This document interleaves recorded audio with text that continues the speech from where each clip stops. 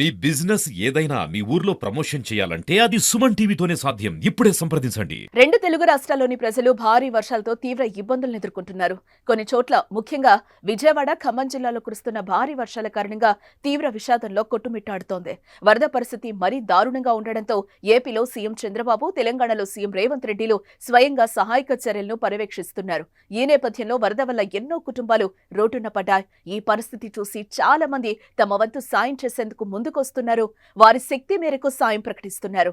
తాజాగా hero junior NTR రెండు తెలుగు రాష్ట్రాలకు కలిపి ₹1 కోటి విరాళం ప్రకటించారు. తెలంగాణకు 50 లక్షలు, ఏపీకి 50 లక్షల సాయం అందించారు. ఈ మేరకు రెండు రాష్ట్రాల సీఎంఓలకి విరాళం ప్రకటించారు. ఇక రెండు తెలుగు రాష్ట్రాల్లో వరద బీభత్సం ఎంతగానో కలిచివేసిందన్నారు. ఈ విపత్తు నుంచి తెలుగు ప్రజలు కోలుకోవాలని ప్రార్థిస్తున్నట్లు ఎన్టీఆర్ తెలిపారు. వరద బాధితుల సహాయార్థం విరాళం ప్రకటించిన తొలి హీరో ఎన్టీఆర్. దీంతో ఆయన అభిమానులు, నెటిజన్స్ ప్రశంసిస్తున్నారు. తారక్ పాటలో మరికొందరు యువ హీరోలు పయనిస్తున్నారు.